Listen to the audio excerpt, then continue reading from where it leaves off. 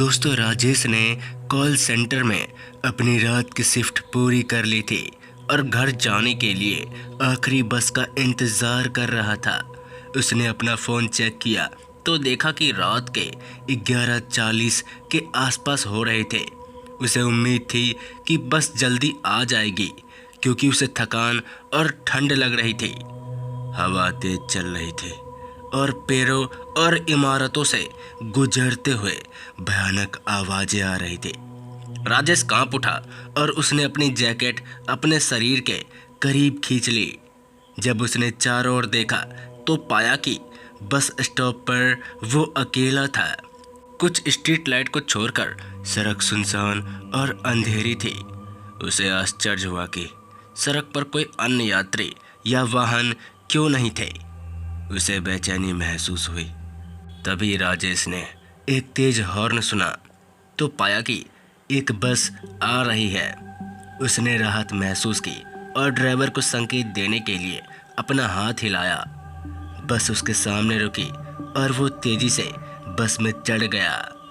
उसने किराया चुकाया और सीट की तलाश की। तभी उसे ये देखकर आश्चर्य हुआ कि ड्राइवर की आगे की सीट पर एक महिला के अलावा बस पूरी खाली थी। उसने सोचा कि ये तो बहुत अजीब बात है, बस में कोई और नहीं था। लेकिन उसने उस वक्त इसे नज़रअंदाज कर दिया और बीच की लाइन में जाकर बैठ गया। राजेश ने मुस्कुराते हुए महिला का स्वागत किया, लेकिन उसने कोई जवाब नहीं दिया। उसने काला घूंघट पहन रखा था जिससे उसका चेहरा और शरीर ढका हुआ था। ऐसा लग रहा था जैसे वो सो रही हो या बेहोशी में हो। राजेश को थोड़ा अजीब महसूस हुआ। खैर, उसने अपने काम से काम रखने का फैसला किया। राजेश अपने ईयरफोन लगाता है और कुछ गाना सुनने लगता है। बस चलने लगी और राजेश ने धीरे धीरे अपनी आंखें बंद कर ली। राजेश को आशा थी कि वो अपने जब तक मंजिल तक पहुंचेगा उसे कुछ आराम मिल जाएगा। राजेश को महसूस हुआ कि बस तेज गति से चल रही है और दाएं बाएं घूम रही है। समय गुजरता गया। जब उसने अपनी आंखें खोली तो देखा कि ड्राइवर यातायात संकेतों और संकेतों को नज़रअंदाज करते हुए लापरवाही से गाड़ी चला रहा था। उसे डर लगा और आश्चर्य हुआ कि ये ड्राइवर क्या कर रहा है। वो अपनी सीट से उठा और ड्राइवर की ओर चला गया। उन्होंने उससे गाड़ी धीमे करने और सावधानी से गाड़ी चलाने को कहा, लेकिन ड्राइवर ने कोई जवाब नहीं दिया।